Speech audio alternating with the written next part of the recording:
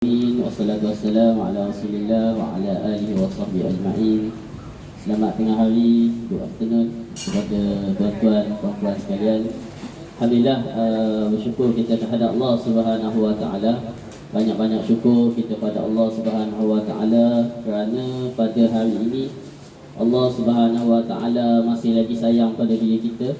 Allah Subhanahu wa taala masih lagi beri nikmat kepada diri kita. Banyak nikmat yang Allah Subhanahu wa taala berikan kepada kita.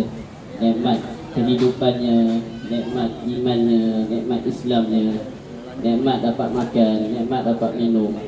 Alhamdulillah, kita kena banyak-banyak bersyukur pada Allah Subhanahu wa taala.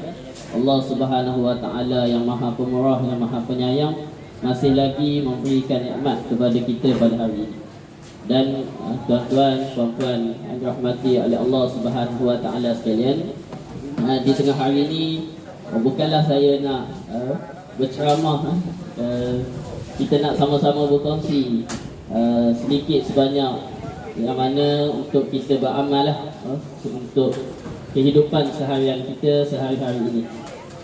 Alhamdulillah tuan-tuan, puan-puan yang dirahmati oleh Allah, kalau tuan-tuan dan puan-puan sedar, hari ini merupakan tarikh 14 Syaban. Malam ni dah malam 15 Syaban. Yang mana bulan Syaban ni banyak kelebihan yang Allah Subhanahu wa taala berikan. Dan tak lama lagi kita akan masuk ke dalam bulan yang penuh mulia, bulan penghulu segala bulan, iaitu bulan Ramadan. Bulan Ramadan ni macam-macam lagi lah kelebihan yang dijanjikan oleh Allah Subhanahu wa taala. Dan di malam nisfu Syaban ataupun malam pertengahan bulan Syaban ni, malam ni Allah Subhanahu wa taala akan mengabulkan doa-doa yang didoakan kepada-Nya. Tuan-tuan, puan-puan sekalian, kita kena banyak-banyakkan berdoa pada Allah Subhanahu wa taala. Allah Ta'ala dekat dengan diri kita, sekiranya kita banyak dekatkan diri dengan Allah Subhanahu wa ta'ala. Mohonlah pada Allah Subhanahu wa ta'ala segala hajat kita, untuk kehidupan kita di dunia ini dan juga untuk kehidupan kita di hari akhirat kelak. Kehidupan kita bukan hanya kita nak hidup di atas dunia ini sahaja. Kita ada panjang lagi kehidupan kita di hari akhirat kelak. Kalau kita hidup atas dunia ini mungkin umurnya lebih kurang 50 hingga 60 tahun saja. Tapi kalau kita pergi ke alam akhirat, kita akan hidup selama-lamanya.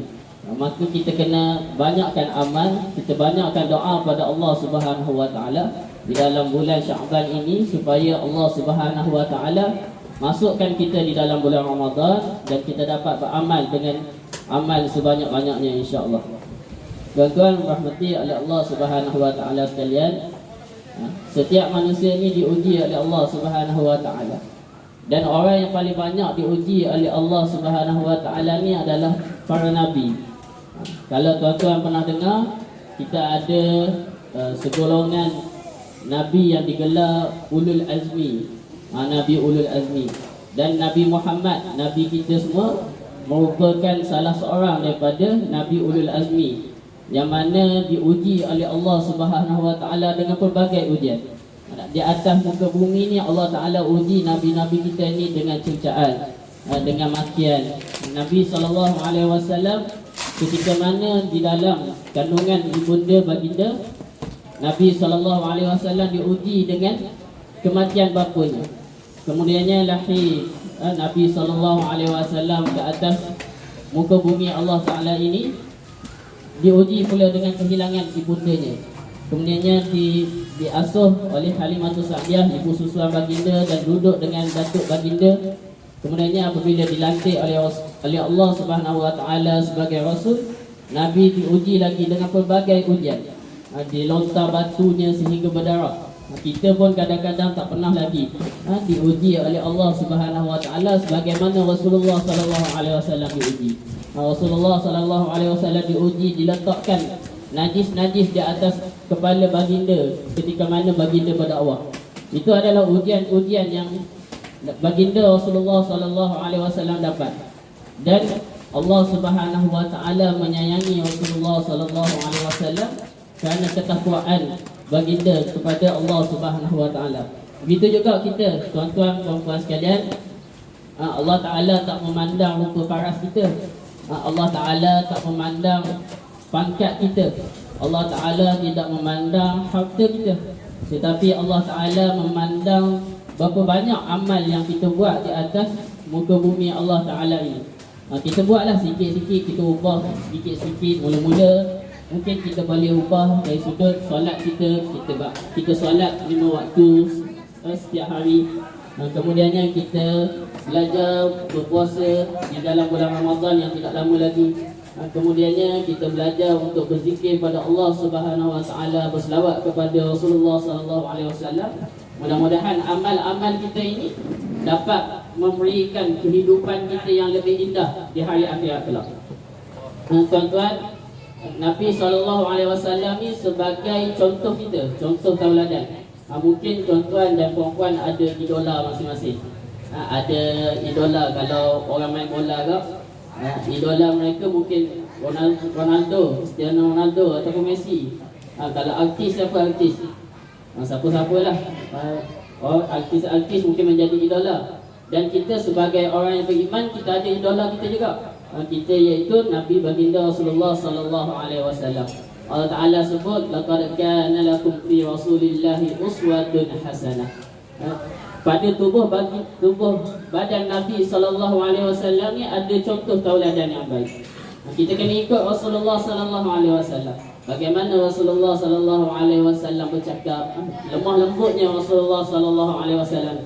Bila mana Rasulullah sallallahu alaihi wasallam bercakap, orang yang berada di hadapan Rasulullah sallallahu alaihi wasallam akan terpegun dengan apa yang disampaikan oleh Rasulullah, kerana kelembutan, kepetahan baginda Rasulullah sallallahu alaihi wasallam.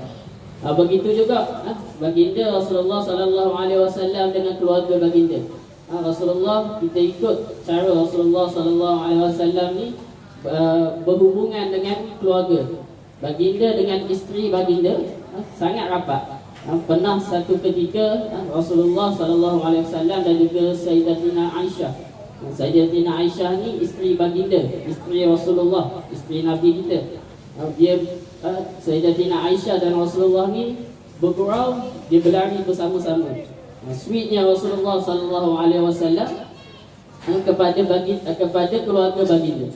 Begitu juga dengan anak-anak baginda Rasulullah sallallahu alaihi wasallam, anak-anak baginda Rasulullah sallallahu alaihi wasallam berikan kasih sayang yang sangat baik, sangat tinggi kepada anak-anak baginda, kepada isteri baginda, juga kepada sahabat-sahabat baginda. Bahkan orang-orang yang memusuhi Nabi, bahkan orang-orang yang benci Nabi, mereka tidak boleh tidur. Mereka tidak boleh tidur pada waktu malam selagi mana mereka tidak mendengar kuliah Nabi.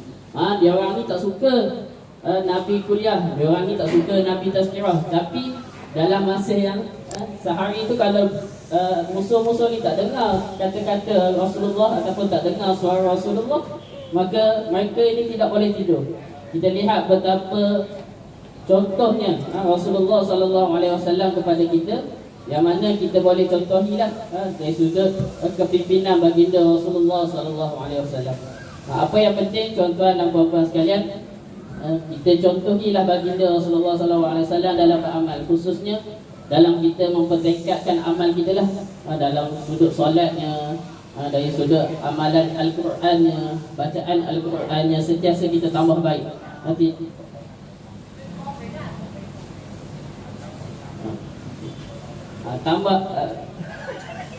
tambah amalan-amalan kita baiki amalan-amalan kita, khususnya salat 5 waktu. Tuan-tuan, Rasulullah sallallahu alaihi wasallam ketika mana Isra dan Mi'raj ni berlaku bulan Rajab, bulan lepas lah.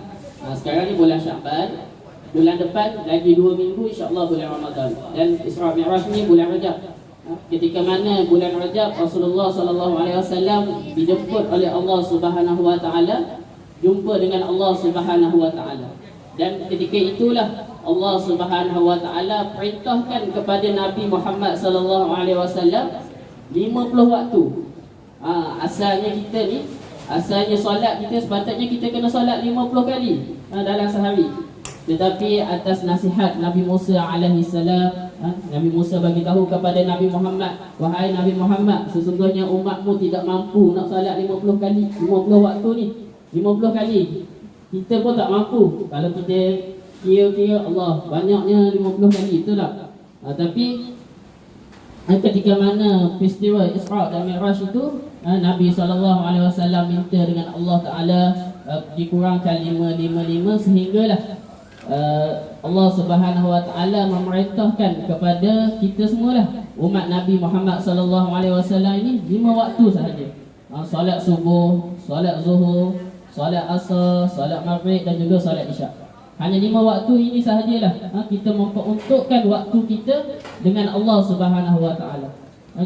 Kita cuba kita kiralah kehidupan kita ada 60 hari, 60 tahun sebagai contohlah. Kebiasaannya orang hidup ni 60 hingga 70 tahun. Ini juga disabdakan oleh Nabi, umur umatku adalah di antara baina 60 wa 70, di antara 60 hingga 70 tahun. Okey, kalau kita 60 tahun, cuba kita tolak waktu tidur kita. Kita tidur hari berapa jam?